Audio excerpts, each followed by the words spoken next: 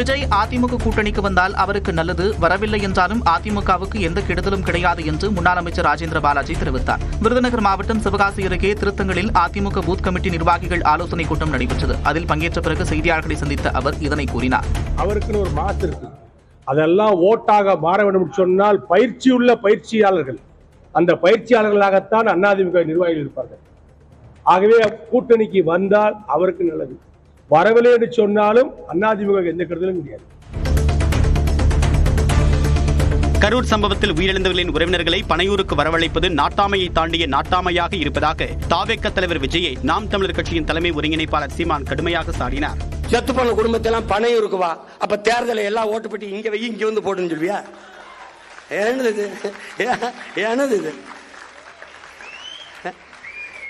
பண்ணையார் கூட பஞ்சாயத்துக்கு வருவார், பனையூர் பஞ்சாயத்து என் வீட்டில தான் ஆலமரத்துக்கே வரமாட்டேன்,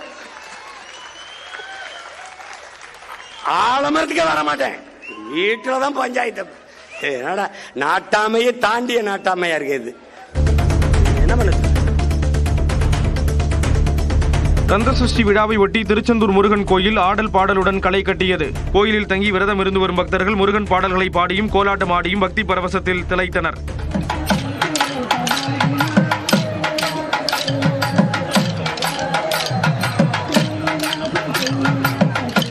விழாவை ஒட்டி கோயில் வளாகம் சிறப்பு அலங்காரத்தில் ஜொலித்தது. திருச்செந்தூர் கந்தசஷ்டி விழாவின் சிகர நிகழ்ச்சியான ஜெயந்திநாதர் சூரபத்மனை வதம் செய்யும் சூரசம்ஹாரம் இன்று மாலை 4:30 மணிக்கு நடைபெற உள்ளது. இதையொட்டி இன்று அதிகாலை 1 மணிக்கு கோயில் நடை திறக்கப்பட்டு சுவாமிக்கு விஸ்வரூப தீபாராதனை மற்றும் உதயமார்த்தண்ட அபிஷேகம் நடைபெற்றது. சூரசம்ஹாரத்தை கண்டுகளிக்க லட்சக்கணக்கான பக்தர்கள் கூடுவார்கள் என்பதால் பலத்த பாதுகாப்பு ஏற்பாடுகள் செய்யப்பட்டுள்ளன. சூரசம்ஹார விழாவை ஒட்டி நியூஸ் 18 தமிழ்நாடு தொலைக்காட்சியில் மாலை 3:30 மணி முதல் திருச்செந்தூரிலிருந்து சிறப்பு நேரலை ஒளிபரப்பாக உள்ளது.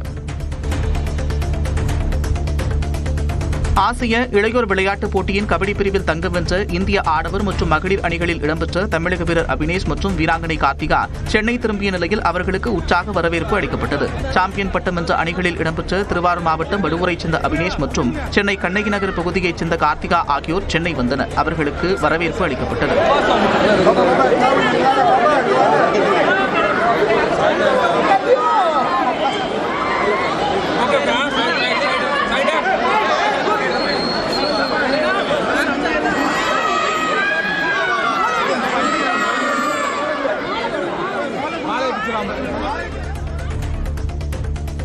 சென்னை திரும்பிய கபடி வீரர் அபினேஷ், வீராங்கனை கார்த்திகா ஆகியோரை தனது இல்லத்திற்கு அழைத்து பாராட்டிய முதலமைச்சர் மு க ஸ்டாலின் இருவருக்கும் தலா 25 லட்சம் ரூபாய் ஊக்கத்தொகை வழங்கினார். இது தொடர்பாக எக்ஸ் தளத்தில் பதிவிட்டுள்ள முதலமைச்சர் மு க ஸ்டாலின், கார்த்திகாவும் அபினேஷும் சில உதவிகளை கேட்டிருப்பதாகவும் விரைவில் அவை நிறைவேற்றப்படும் என்றும் உறுதியளிப்பதாகவும் தெரிவித்துள்ளார்.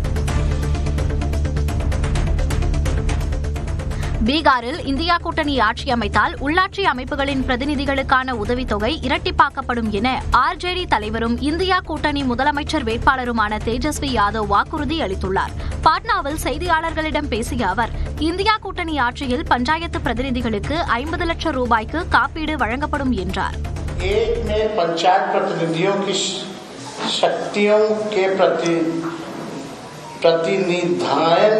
हेतु राज्य सरकार द्वारा जारी संकल्प पत्र को पुनः जो है हम लोग जो है लागू किया जाएगा। जो पहले 2001 का जो त्रिस्तरीय पंचायत एवं ग्राम कचहरी प्रतिनिधियों का கனமழையால் தஞ்சாவூர் மாவட்டம் கும்பகோணம் அருகே சம்பா பயிர்கள் நீரில் மூழ்கியதால் விவசாயிகள் கவலையடைந்துள்ளனர். புத்தகரம் கிராமத்தில் 1000 ஏக்கரில் சம்பா சாகுபடியில் விவசாயிகள் ஈடுபட்டுள்ளனர். கடந்த சில நாட்களாக பெய்த கனமழையால் நடவு செய்யப்பட்டு சில வாரங்களே ஆன இளம் பயிர்கள் நீரில் மூழ்கின. ஏக்கருக்கு 30,000 ரூபாய் செலவு செய்த நிலையில் புதிதாக நாற்று நடவு செய்ய கூடுதலாக 30,000 ரூபாய் செலவாகும் என்று விவசாயிகள் கூறுகின்றனர். மயிலாடுதுறை மாவட்டம் சீர்காழி அருகே கனமழையால் அறுவடைக்கு தயாராக இருந்த நெற்பயிர்கள் சேதமடைந்ததால் விவசாயிகள் கவலையடைந்துள்ளனர். வள்ளுவக்குடி, நிம்மேலி, தேனூர் உள்ளிட்ட பகுதிகளில் கிணற்று பாசனம் மூலம் நெல் சாகுபடி செய்யப்பட்டு கதிர்கள் முற்றி அறுவடைக்கு தயாராக இருந்தன. இந்நிலையில் கடந்த சில நாட்களாக பெய்த மழையால் 150 ஏக்கர் பரப்பிலான நெற்பயிர்கள் மழை நீரில் மூழ்கியுள்ளது. அரசு உடனே போர்க்கால அடிப்படையில் எங்களுக்கு இதை ஆய்வு செய்து எங்களுக்கு இந்த நிவாரண தொகை எங்களுக்கு வந்து இந்த அழிஞ்சு போன விவசாயிகளுக்கு ஒரு நிவாரண தொகை 30,000 ஏக்கருக்கு 30,000 குறைந்தபட்சம் வழங்கினால் கூட எங்களுக்கு கட்டுப்படி ஆகாதுங்க. தஞ்சை மாவட்டம் கும்பகோணத்தில் நெல் கொள்முதல் நிலையத்திலிருந்து கொண்டுவரப்பட்ட நெல் மூட்டைகள் ரயில் பெட்டிகளில் ஏற்றப்படாததால் மழையில் நனைந்து லாரிகளில் முளைக்க தொடங்கியுள்ளது. கடந்த 16ஆம் தேதி கும்பகோணம் சுற்றுவட்டார பகுதிகளில் உள்ள நேரடி நெல் கொள்முதல் நிலையத்திலிருந்து 80 லாரிகளில் கொண்டுவரப்பட்ட 36,000 நெல் மூட்டைகள் ரயில் வேகன்களில் அனுப்பாமல் கடந்த 10 நாட்களாக நிறுத்தி வைக்கப்பட்டுள்ளது. கடந்த வாரம் பெய்த மழையில் இந்த நெல் மூட்டைகள் நனைந்து லாரியில் முளைக்க தொடங்கியுள்ளது. பருவமழை காலத்தில் 31 பேர் உயிரிழந்த நிலையில் மக்களை காக்க உரிய நெறிமுறைகளை வகுக்காதது ஏன் என்று முதலமைச்சர் மு க ஸ்டாலினுக்கு எதிர்க்கட்சித் தலைவர் எடப்பாடி பழனிசாமி கேள்வி எழுப்பியுள்ளார்.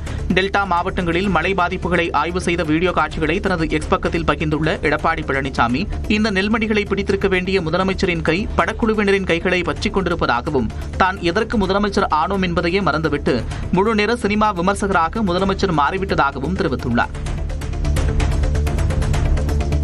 பருவமழை காலத்திலும் அரசியல் களத்தில் ஏதாவது அறுவடை செய்ய முடியுமா என்று எதிர்க்கட்சித் தலைவர் எடப்பாடி பழனிசாமி செயல்பட்டு வருவதாக முதலமைச்சர் மு க ஸ்டாலின் விமர்சித்துள்ளார். திமுக தொண்டர்களுக்கு கடிதம் எழுதியுள்ள அவர், நெல் மூட்டைகள் கொள்முதல் குறித்து எடப்பாடி பழனிசாமி சொன்னவையெல்லாம் புழுகு மூட்டைகள் என்பதை தனது தொடர் செயல்பாடுகளால் திமுக அரசு நிரூபித்துவிட்டதாக தெரிவித்துள்ளார். பொய்களையும் அவதூறுகளையும் புறந்தள்ளி தொடர்ந்து மக்களுக்காக பணியாற்றிக் கொண்டே இருப்போம் என்றும் முதலமைச்சர் தெரிவித்துள்ளார். ராணிப்பேட்டை மாவட்டத்தின் பல்வேறு பகுதிகளில் அரை மணி நேரத்திற்கும் மேலாக மழை பெய்தது. வாலாஜாபேட்டை, ஆற்காடு, சோளிங்கர், அரக்கோணம், கலவை, நெமிலி உள்ளிட்ட பகுதிகளில் பரவலாக மழை பெய்தது. இதேபோன்று திருவள்ளூர் மாவட்டம் திருத்தணி சுற்றுவட்டார பகுதிகளில் பெய்த கனமழையால் சாலைகளில் மழைநீர் தேங்கியது. காசிநாதபுரம், வேளச்சேரி, கேஜி கண்டிகை, பொதட்டூர்பேட்டை, பள்ளிப்பட்டு அதன் சுற்றுவட்டார பகுதிகளில் 1 மணி நேரத்திற்கும் மேலாக மழை பெய்தது.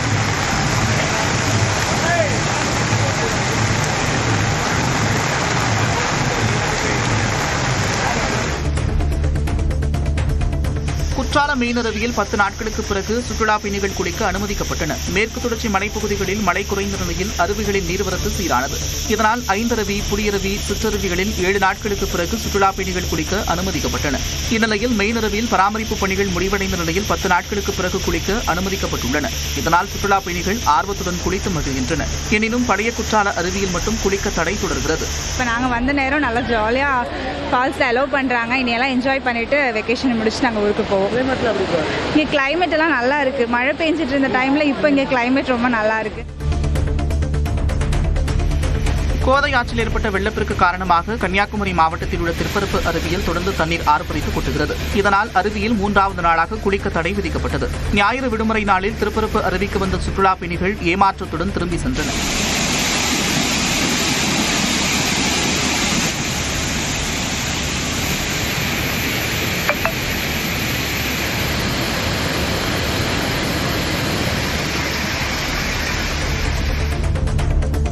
மதுரை மாவட்டம் திருமங்கலம் அருகே அரசு பேருந்தில் பயணித்த டாஸ்மாக் பொறுப்பு வட்டாட்சியர் திடீரென்று மாரடைப்பு ஏற்பட்டு உயிரிழந்தார். எஸ் கீழ்பட்டியைச் சேர்ந்த செல்வராஜ் கப்பலூரில் உள்ள டாஸ்மாக் அலுவலகத்தில் பணியாற்றி வந்தார். திருமங்கலத்தில் நடைபெற்ற சுப நிகழ்ச்சியில் பங்கேற்றுவிட்டு டி கல்லுப்பட்டியில் இறங்குவதற்காக பேருந்தின் படிக்கட்டில் நின்றபோது அவருக்கு திடீரென்று மாரடைப்பு ஏற்பட்டது. 108 ஆம்புலன்ஸ் வாகனத்தில் வந்தவர்கள் அவரை பரிசோதித்த போது அவர் இறந்தது தெரியவந்தது. நீலகிரி மாவட்டம் முதுமலை வனப்பகுதியில் சென்னாய் கூட்டம் ஆற்றை கடந்து செல்லும் காட்சி வெளியாகியுள்ளது. மசினக்குடியிலிருந்து மாயாறு செல்லும் வனப்பகுதியில் சென்னாய்கள் ஆற்றில் குதித்து நீந்தியபடி கரையை கடந்து சென்றன. இதனை வழியாக சென்ற சுற்றுலா பயணிகள் படம் பிடித்தனர். இதேபோன்று குட்டியுடன் யானைகள் சாலையை கடந்து செல்வதையும் கண்டு ரசித்தனர்.